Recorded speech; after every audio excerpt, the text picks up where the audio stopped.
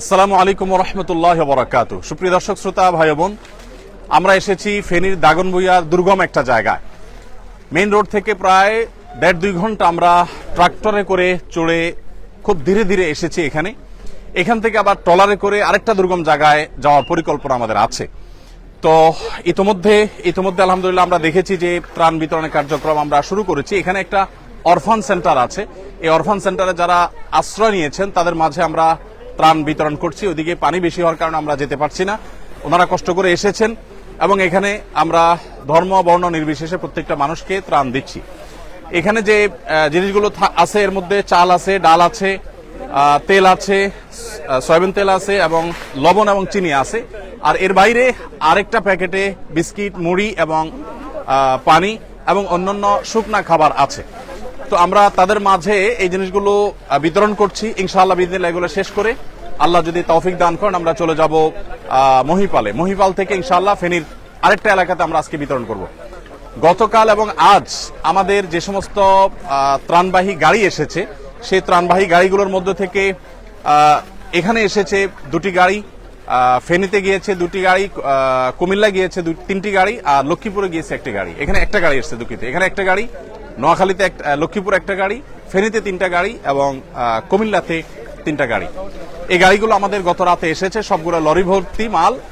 আর আল্লাহ যদি তৌফিক দান করেন ইনশাআল্লাহ একইভাবে আগামীকালও আমাদের ত্রাণবাহী গাড়িগুলো ঢাকা থেকে ছেড়ে আসবে এবং বিভিন্ন দুর্গম এলাকাতে সেগুলো চলে যাবে।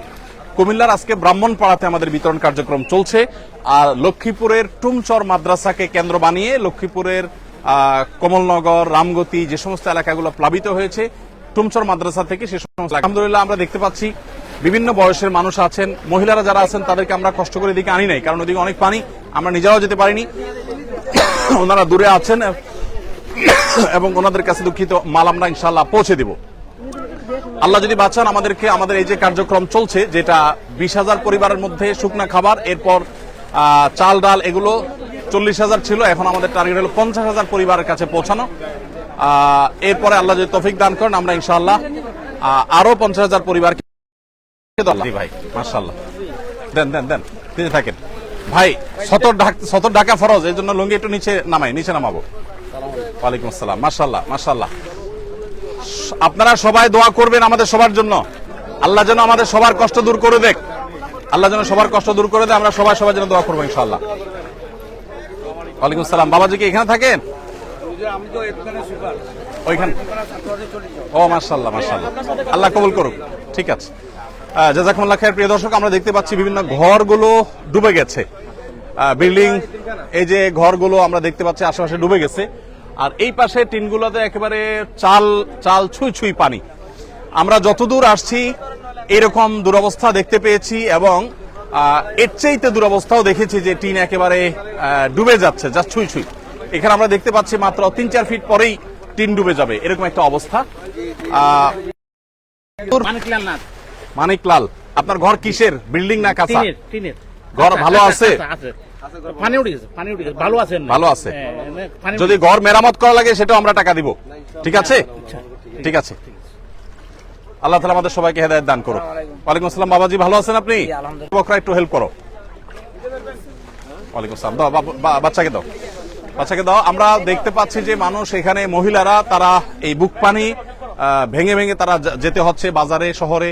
এর বাইরে আসলে তাদের আসলে যাওয়ার তেমন কোনো জায়গা নেই। এদিক থেকে আমরা দেখতে পাচ্ছি যতদূর চোখ যায় শুধু অথই পানি আর পানি, আমরা যত গভীরে যাব শুধু পানি আর পানি।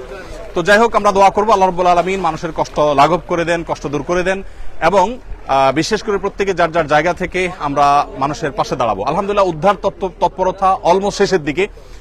বাংলাদেশ সেনাবাহিনী এবং অন্যান্য বাহিনীর সদস্যবৃন্দ, দায়িত্বশীল ব্যক্তিবর্গ, তারা উদ্ধার কর্মকাণ্ড খুব জোরে সোরে চালিয়েছেন এবং দারুণভাবে সেটি আলহামদুলিল্লাহ সুসম্পন্ন হয়েছে। এখন আমরা প্রয়োজন হলো শুধুমাত্র মানুষের খাবারের চাহিদাটা মেটানো। আমাদের কাছে বহু জায়গা থেকে SMS আসছে। আজকে আমি 4-5 জায়গার SMS সকাল থেকে পর্যন্ত রিসিভ করেছি, যেখানে 200 মানুষ, 250 মানুষ, 300 মানুষ, 500 মানুষ না খেয়ে আছে 2 দিন 3 দিন। মাদ্রাসা 200-250 বাচ্চা না খেয়ে আছে 2 দিন 3 দিন।